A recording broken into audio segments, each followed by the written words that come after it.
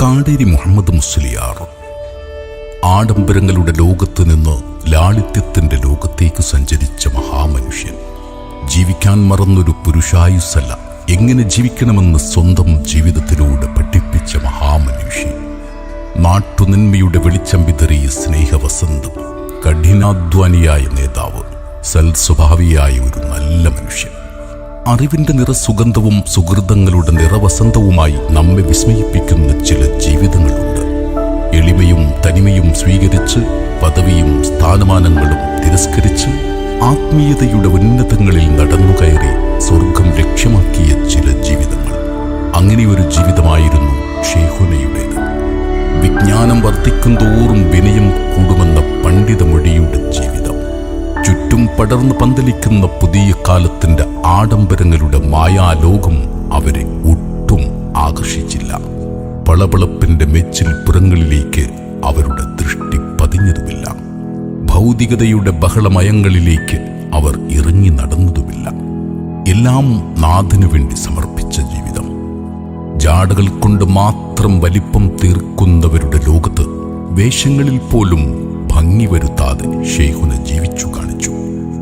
ആത്മീയതയെ കച്ചവടത്തിന് വെച്ച ലോകത്ത് ആരുമറിയാതെ ജീവിക്കാൻ കൊതിച്ച പണ്ഡിത വിസ്മയമായിരുന്നു ഷെയ്ഖുന മർഹൂം കാടേരി മുഹമ്മദ് മുസ്ലിയാർ. ആത്മാവിലേക്കുള്ള യാത്രയായിരുന്നു ഷെയ്ഖുനയുടെ ജീവിത പുസ്തകത്തിലെ ഓരോ താളുകളും. വിവാദം കൊണ്ടല്ല, മൗനത്തിന്റെ കലകൊണ്ടായിരുന്നു ഷെയ്ഖുന നമ്മെ അമ്പരപ്പിച്ചത്. പാണ്ഡിത്യത്തിന്റെ കലയിൽ ലാളിത്യത്തിന്റെ കവിത എഴുതിയ വിനയത്തിന്റെ ജീവൽ സ്പർശമായിരുന്നു ആ തിങ്കൾ കല.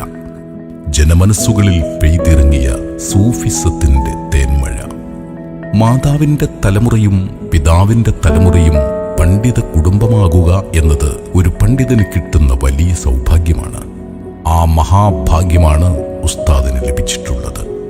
സമസ്ത മുഷാവറ മെമ്പറും അൽബയാൻ മാസികയുടെ ചീഫ് എഡിറ്ററുമായിരുന്ന മർഹൂം കാടേരി മുഹമ്മദ് അബ്ദുൽ കമാൽ മുസ്ലിയാരുടെ മകൻ കാടേരി അബ്ദുൽ വഹാബ് മുസ്ലിയാരുടെയും കേരളത്തിലെ വിജ്ഞാന കുലപതിയായിരുന്ന മർഹൂം യൂസുഫുൽ ഫൽഫരിയുടെ മകനും സമസ്തയുടെ വാദ്യക്ഷനുമായിരുന്ന മർഹൂം അബ്ദുൽ ഖാദർ ഫൽഫരിയുടെ ഇളയപുത്രി മൈമുനയുടെയും മകനായി 1963 ഹിജറ 1381 ജമാദുൽ ആഖിറിലാണ് ജനനം. ഉമ്മയുടെ നാടായ മങ്കട പള്ളിപ്പുറത്തിനക്കരെ പെരുമ്പലത്തായിരുന്നു പ്രാഥമിക വിദ്യാഭ്യാസം. അവിടെ അമ്മാവന്മാരും ആൺകുട്ടികളുമില്ലാത്തതിനാൽ ഉമ്മാന്റെ വീട്ടിൽ നിന്നായിരുന്നു 4ാം ക്ലാസ് വരെ മദ്രസയിൽ പോയിരുന്നത്. സ്കൂളിൽ 5ാം ക്ലാസ്സിലേക്ക് മേൽമുറിയിലേക്ക് വരേണ്ടതിനാൽ പിന്നീട് നാട്ടിലെ ദർസിലായിരുന്നു മതപഠനം. 6 വർഷം നാട്ടിലെ ദർസിൽ പഠിച്ചു. സ്കൂൾ പഠനത്തിനു ശേഷം ഇരുമ്പുഴി ജുമാ മസ്ജിദിൽ ഏലംകുളം മുഹമ്മദ് മുസ്ലിയാർ ഇരുമ്പുഴി ഉസ്താദിൽ നിന്നും ചെമ്മങ്കടവ് കോങ്കയം ജുമാ മസ്ജിദിൽ വൈലത്തൂർ ബാവ മുസ്ലിയാരിൽ നിന്ന് 2 വർഷവും കിതാബ് ഓതി പഠിച്ചു. അവസാനമായി പല കിതാബുകളും കൂടുതൽ ഓതിയത് OK സൈനുദ്ദീൻ കുട്ടി മുസ്ലിയാരിൽ നിന്നാണ്. പിതാവ് കാടേരി അബ്ദുൽ വഹാബ് മുസ്ലിയാരും പ്രധാന ഗുരുനാഥനാണ്. രണ്ടത്താണി കിഴക്കേപ്പുറം ദർസിൽ നിന്ന് 3 വർഷമായിരുന്നു OK ഉസ്താദിന്റെ ദർസിൽ പഠിച്ചത്. അവിടെ നിന്നാണ് ബാക്കിയാത്തിലേക്ക് ഉപരിപഠനത്തിന് പോയത്. 1987 ഏപ്രിൽ 20 ഷാബാൻ 21 വെല്ലൂർ ബാക്കിയാത്തിൽ നിന്ന് മൗലവി ഫാദിൽ ബാക്കവി ബിരുദം കരസ്ഥമാക്കി. ഷെയ്ഖുന മൂസക്കുട്ടി ഹസരത്ത്, മർഹൂം കമാലുദ്ദീൻ ഹസരത്ത്, അതിരാപട്ടണം മമ്മിക്കുട്ടി ഹസരത്ത് തുടങ്ങിയ പണ്ഡിതന്മാരാണ് വെല്ലൂരിലെ ഉസ്താദുമാർ. ഭൗതിക വിദ്യാഭ്യാസത്തിലും ഷെയ്ഖുന പിന്നിലായിരുന്നില്ല. 4ാം ക്ലാസ് വരെ പെരുമ്പലം LP സ്കൂളിലും 5 മുതൽ 7 വരെ മേൽമുറി അധികാരിത്തൊടി UP സ്കൂളിലും പഠിച്ചു. 1979 മലപ്പുറം കോട്ടപ്പടി മോഡൽ HSSൽ നിന്നാണ് SSLC പാസ്സായത്. അന്ന് പ്രസ്തുത സ്കൂളിൽ നിന്ന് SSLC ജയിച്ചത് ഉസ്താദ് ഉൾപ്പെടെ 5 പേർ മാത്രം. മറ്റു 4 പേരും ട്യൂഷന് പോയിരുന്നത് മറ്റൊരു കാര്യം.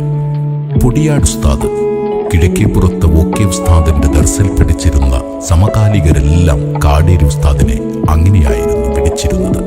അന്ന് OK ഉസ്താദിന്റെ ദർസിൽ പഠിച്ചിരുന്ന ഒട്ടുമിക്ക വിദ്യാർത്ഥികളും ഷെയ്ഖുനയുടെയും ശിഷ്യന്മാരായിരുന്നു. സാധാരണഗതിയിൽ പള്ളി ദർസിലൊന്നും ഓതാത്ത പല കിതാബുകളും ഉസ്താദ് അവിടെ ഖാരിജിയായ സബക്ക് നടത്തിയിരുന്നു. ഷെയ്ഖുന OK ഉസ്താദ് തന്നെ പല കിതാബുകളും ചൊല്ലിക്കൊടുക്കാനും ദർസ് നടത്താനും ഏൽപ്പിച്ചിരുന്നത് പൊടിയാട് ഉസ്താദിനെ തന്നെയായിരുന്നു. 1989 മെയ് 17 ഉസ്താദ് ഇരുമ്പുചോലയിലെത്തിയത്. 35 വർഷക്കാലം ഇരുമ്പുചോലക്കാരുടെ മനസ്സും വജസ്സുമായിരുന്ന ഉസ്താദ് അവർകൾ പ്രതിസന്ധികളും പ്രയാസങ്ങളും വരുമ്പോൾ അവർക്ക് പങ്കുവെക്കാനുണ്ടായിരുന്നത് ഇരുമ്പുചോല പള്ളിയിലെ ആ ഒറ്റമുറിയിൽ നിറഞ്ഞു കത്തിയ അവരുടെ വല്യുസ്താദിനോടായിരുന്നു. 35 വർഷം ഒരേ മഹല്ലിൽ പഴയ ദർസി പാരമ്പര്യം കാത്തു സൂക്ഷിച്ച് ദർസു നടത്തിയ ആ വലിയ മഹാൻ പുതിയ കാലത്തിനൊരു തിരുത്താണ്. അതിനു മുമ്പ് കാച്ചിനിക്കാട് 2 വർഷത്തോളവും ദർസ് നടത്തിയിട്ടുണ്ട്. ഉറുദു, പേർഷ്യൻ ഭാഷകൾ കൂടി വശമുള്ള ബഹുഭാഷാ പണ്ഡിതനായിരുന്നു ഉസ്താദ്. ഷെയ്ഖുന OK ഉസ്താദിനെ തന്റെ തദ്രീസിലും ജീവിതത്തിലും ചേർത്തുവെച്ച ജീവിതമായിരുന്നു ഉസ്താദിൻ്റേത്. നോക്കിലും വാക്കിലും ഭാവത്തിലും എന്തിനേറെ ആ ലളിത ജീവിതത്തിൽ വരെ.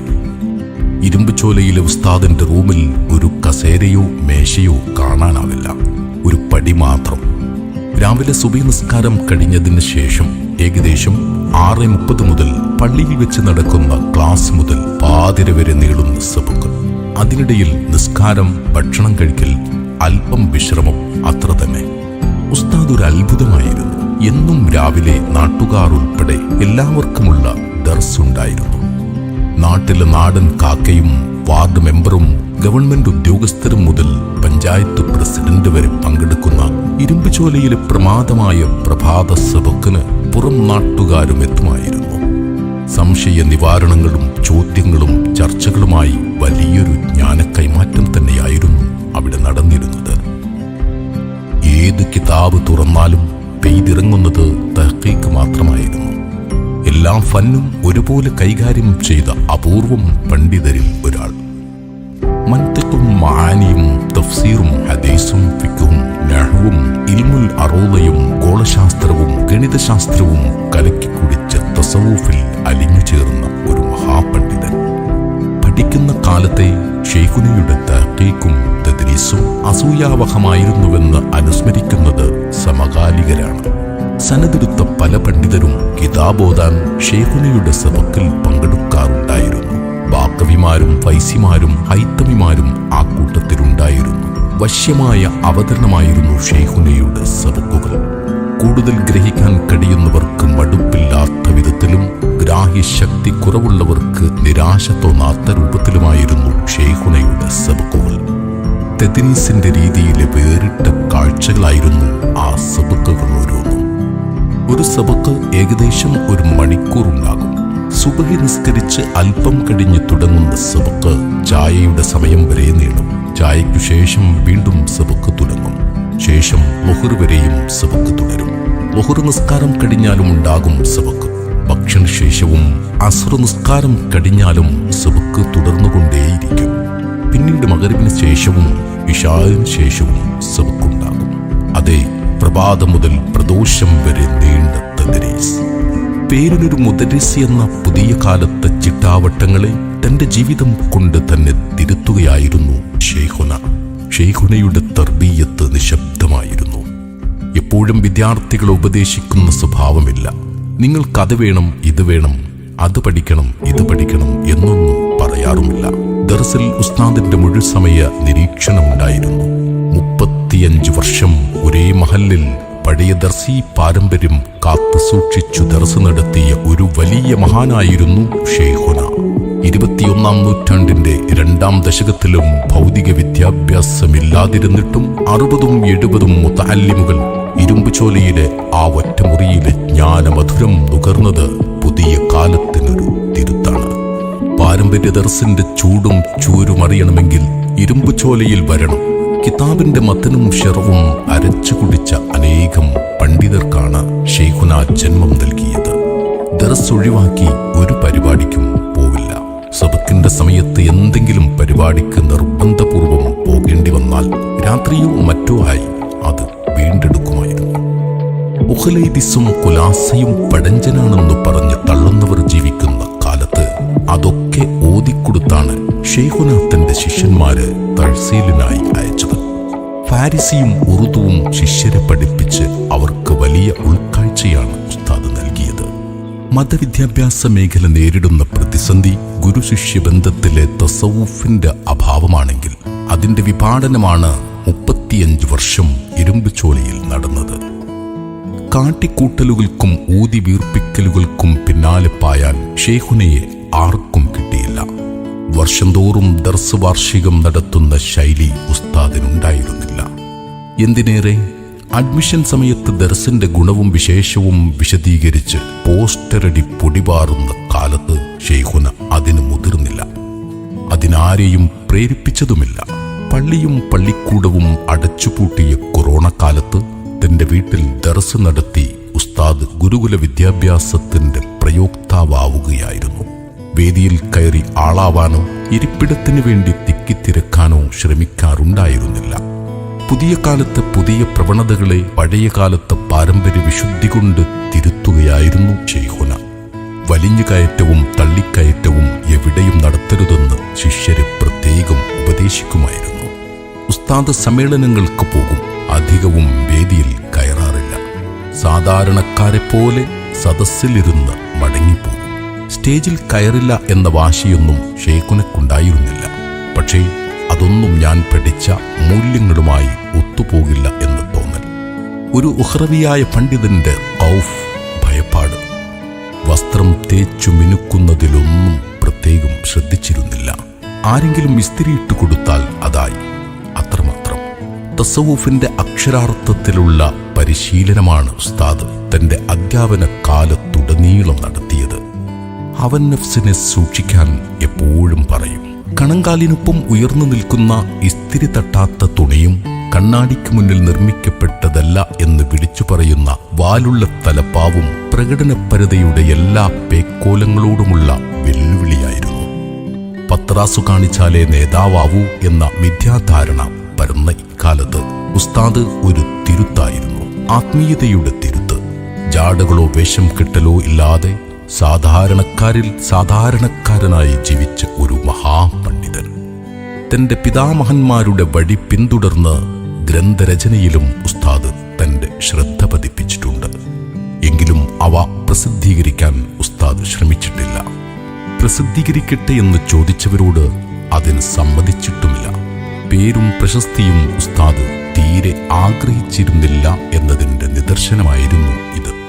A4 സൈസിൽ ഏതാണ്ട് 50ഓളം പേജുള്ള അൽ ഖൗലുൽ ജമീൽ, A4 സൈസിൽ ഏതാണ്ട് 80ഓളം പേജുകളുള്ള മുൽത്തഖാത്ത്, തന്റെ പഠനകാലത്തെ ഓർമ്മകളും അനുഭവങ്ങളും അയവിറക്കി രചിക്കപ്പെട്ട ദാലിയത്തുൻ മുഹമ്മദിയ കവിത, പ്രസിദ്ധ ഗണിതശാസ്ത്ര ഗ്രന്ഥമായ ഖുലാസത്തുൽ ഹിസാബിന്റെ പരിഭാഷയായ ഗണിത സമാഹാരം എന്ന മലയാള പരിഭാഷ എന്നിവ പ്രധാന രചനകളാണ്.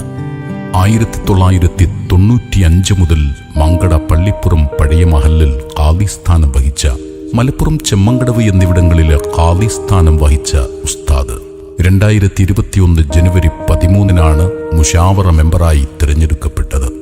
സമസ്ത മലപ്പുറം ജില്ലാ മുഷാവറ മെമ്പർ, ഏറനാട് താലൂക്ക് പ്രസിഡന്റ് എന്നീ സ്ഥാനങ്ങൾ വഹിച്ചിട്ടുണ്ട്.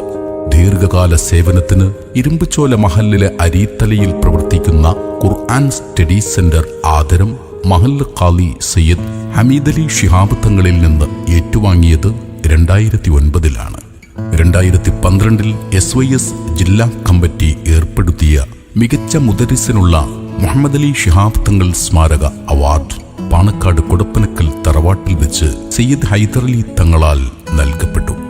1/9/2023 വെള്ളിയാഴ്ചയാണ് ഉസ്താദ് അവസാനമായി സംസാരിച്ചത്. ഉറക്കെ 3 പ്രാവശ്യം ലാ ഇലാഹ ഇല്ലല്ലാഹ് എന്ന് വ്യക്തമായി ഉച്ചരിച്ച് ആ ശരീരത്തിലെ ബോധം മറഞ്ഞു. പിന്നീട് ദുനിയാവിൽ ഒരു മനുഷ്യനോടും ഒരക്ഷരം മിണ്ടാതെ ഒരാഴ്ച ശാന്തമായി കിടന്നു.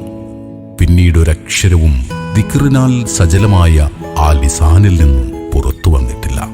അവസാനം തന്റെ വസിയ്യത്തെല്ലാം ഏൽപ്പിച്ച് കലിമയും ചൊല്ലി മരണത്തിലേക്ക് നടന്നെടുക്കുകയായിരുന്നു ഷെയ്ഖുന. 7/9/2023 വ്യാഴാഴ്ച സഫർ 21 രാവിലെ 8:15 നെറ്റിത്തടം വിയർത്ത് മുഖം തിളങ്ങി ഉസ്താദ് അള്ളാഹുവിന്റെ റഹ്മത്തിലേക്ക് നടന്നു നീങ്ങി. ഇരുമ്പുചോലയിലെ കല്ലിനും മുള്ളിനും മണ്ണിനും അറിയാം കാടേരി ഉസ്താദിനെ. അവയോട് ചോദിച്ചാൽ മതി 35 വർഷത്തെ ആ വിസ്മയ ജീവിതത്തിൽ. ഇരുമ്പ് ചോലയുടെ മണ്ണും മനസ്സും തൂമന്ദഹാസം പൊടിക്കുന്ന ആ മുഖക്കമലവും വിനയം തൂകുന്ന ആ മഹാമനസ്സും ഇനി കാണില്ല. കാതുകളോടല്ല, ഹൃദയങ്ങളോടായിരുന്നു ഉസ്താദ് സംസാരിച്ചത്. മരുന്ന് നൽകിയല്ല, പ്രാർത്ഥനകൾ ഏകിയായിരുന്നു ഉസ്താദ് ചികിത്സിച്ചത്. നാട്ടുകാർക്ക് ഉസ്താദ് പാണ്ഡിത്യത്തിന്റെ ഗിരിശൃംഗമായിരുന്നില്ല, നോവുകളുടെ ശമനൌഷധമായിരുന്നു. വടിവിളക്കുകൾ കത്തിച്ചുവെച്ചാണ് ഉസ്താദ് യാത്രയായത്. നല്ല കാര്യങ്ങളുടെ കാരണവർ യാത്രയാകുമ്പോൾ ആ കഥാപ്രപഞ്ചം എന്നും തുറന്നു കിടക്കും. വെളിച്ചത്തിന്റെ തിരി അണഞ്ഞിട്ടില്ല എന്ന് പറയാൻ വേണ്ടി ജനമനസ്സുകളിൽ പെയ്തിറങ്ങിയ സൂഫിസത്തിന്റെ മഴയായിരുന്നു ഉസ്താദ്. പകലിൽ നേർപ്പിച്ചും രാത്രിയിൽ കടുപ്പിച്ചും ആ മഴ ഒഴിഞ്ഞപ്പോൾ ജനം തീർത്ഥാടകരെ പോലെ ആ മഹാമനുഷ്യന് മുമ്പിൽ ഒഴുകിയെത്തി.